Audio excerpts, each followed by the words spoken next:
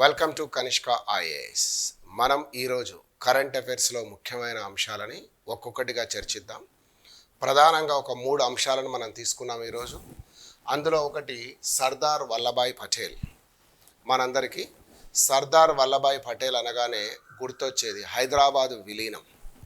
ఆనాడు దేశ ఉప ప్రధాని మరియు హోం మంత్రిగా ఆయన వ్యవహారాలను చక్కదిద్దుతూ హైదరాబాద్తో పాటు దాదాపు 560కి పైచీలుగా ఉన్న వివిధ స్వదేశీ సంస్థానాలను భారత యూనియన్లో ఏ విధంగా విలీనం చేసిండన్నది మనకు తెలుసు.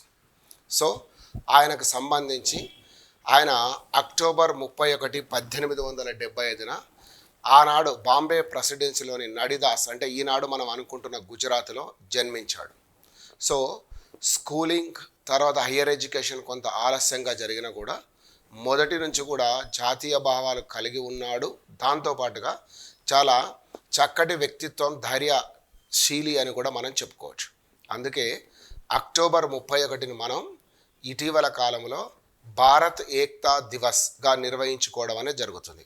సో దానికి సంబంధించి మనం పటేల్ జీవిత చరిత్రను కనుక పరిశీలిస్తే మొట్టమొదటగా ఆయన 1916 గోద్రా దగ్గర మహాత్మా గాంధీ గారు ఇచ్చిన ప్రసంగాన్ని చూసి దానికి ఆకర్షితుడై జాతీయ ఉద్యమం వైపు ప్రయాణించాడు.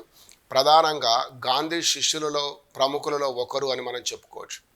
మహాత్మా గాంధీ చంపారన్ సత్యాగ్రహం కానీ ఇతరత్ర వాటి సహాయ నిరాకరణ ఉద్యమం తర్వాత ఈ సర్దార్ వల్లభాయ్ పటేల్ కూడా బాగా జాతీయ ఉద్యమంలో మమేకమైపోయాడని చెప్పుకోవచ్చు. సర్దార్ వల్లభాయ్ పటేలే కాక ఆయన సోదరుడు, ఈయన కంటే పెద్దవాడైన విఠల్భాయ్ పటేల్ కూడా స్వాతంత్ర పోరాటంలో పాల్గొన్నవారే. ఆయన 1937లో అంటే 1935 భారత ప్రభుత్వ చట్టాన్ని అనుసరించి 1937లో ఎన్నికలు జరిగితే ఆనాడు కేంద్ర శాసనసభకు స్పీకర్గా పనిచేసింది ఈయన సోదరుడైన విఠల్భాయ్ పటేలే. రాజ్యాంగాల పట్ల గొప్ప నిష్ణాతుడు అని కూడా మనం చెప్పుకోవచ్చు. సో అలా సర్దార్ వల్లభాయ్ పటేల్ ఈ బాగా ప్రాచుర్యంలోకి వచ్చిన సంఘటన మాత్రం 1928లో బార్డోలి దగ్గర జరిగిన పన్ను వ్యతిరేక సత్యాగ్రహం ద్వారా చాలా పాపులారిటీ వచ్చిందని మనం భావించవచ్చు. దీంతో ఆయన ఈ యొక్క ముఖ్యంగా ఈ స్వాతంత్ర ఉద్యమంలో మమేకమైపోయాడు. అంతకుముందు ప్లీడర్గా తన వ్యవహారాలు ఉన్నప్పటికీ కూడా దాన్ని పక్కకు పెట్టాడు అని చెప్పుకోవచ్చు. సో మన హైదరాబాద్ సంస్థానానికి వచ్చే వరకు మనకు తెలిసిన విషయం అది. ఈయన పట్టుదలతోటి దీన్ని విలీనం చేశాడు అన్నది కూడా మనం చెప్తూనే ఉంటాం గొప్పగా. సో మరొక అంశం, చివరికి 1950 డిసెంబర్ 15న ఆయన మరణించాడు అన్నది తెలుసు. చివరికి 1991లో వీరికి భారతరత్న అనే అవార్డును కూడా మనం అందజేయడం జరిగింది. దాని తర్వాత జుల్తాపూర్, ఇది కూడా గుజరాత్, అంటే గుజరాత్లో జన్మించిన గొప్ప నాయకుడైన పటేల్ గారితో పాటు ఈరోజు ఒక దుర్ఘటన కూడా మనం చర్చించాలి. జుల్తాపూర్ అంటే వేలాడే వంతెన. ఈ బాంబే ప్రెసిడెన్సీలో భాగమే ఈ ప్రాంతం కూడా కాబట్టి ఆనాడు మచ్చు అనే నది నుంచి ఒకవైపు నుంచి మరొక వైపు ప్రధానంగా దర్బాగాడ్ ప్యాలెస్ నుంచి నజర్బాగ్ ప్యాలెస్కు ప్రయాణించడానికి ఆంగ్లేయులతో పాటు ప్రజలకు కూడా ఇబ్బందిగా ఉంది కాబట్టి ఈ ప్రాంతం నుంచి ఆ ప్రాంతానికి దాటడం కోసం ఆనాడు బ్రిటిష్ వారు వేలాడే వంతెన ఒకదాన్ని నిర్మించారు. దీన్ని ఫిబ్రవరి 20, 1879లో దీన్ని ప్రారంభించి అప్పటి నుంచి వినియోగంలోకి తెచ్చిన 2001లో భుజ్ ప్రాంతంలో వచ్చిన భూకంపం వల్ల కొంత పాక్షికంగా దెబ్బతిన్న దాన్ని రిపేర్ చేసి వాడుకలోకి తెచ్చాం.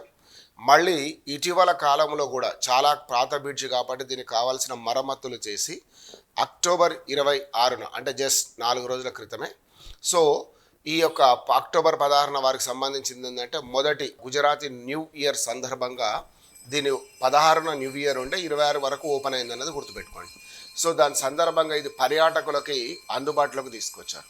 నిన్న సెలవు దినం కావడం వల్ల పర్యాటకులు అధికంగా రావడం చేత ఇక్కడ అది కొలాప్స్ అయ్యి ఇప్పటి వరకు మనకు అందిన సమాచారం పత్రికల్లో చూస్తే దాదాపు 90కి పైగా మరణించారని చూసాం.